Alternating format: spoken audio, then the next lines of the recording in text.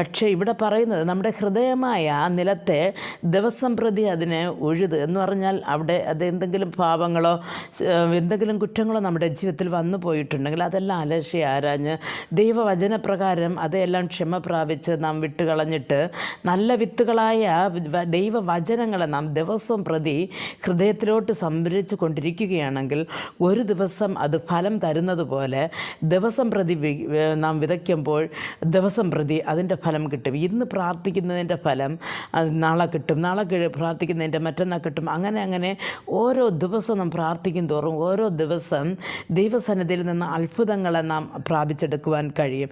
ഇവിടെ ബുദ്ധിഹീനനെക്കുറിച്ച് പറയുമ്പോൾ അവൻ ഒന്നും ലഭിക്കുന്നില്ല എന്ന് പറയുന്നു. പ്രിയ ദൈവമക്കളെ, അതേപോലെ തന്നെ പ്രാർത്ഥിക്കാതെ ബൈബിൾ വായിക്കാതെ ദൈവത്തോട് അടുക്കാതിരിക്കുന്നവന് തൻ്റെ ജീവിതത്തിൽ ഒന്നും ലഭിക്കാതെ പോകുന്നു.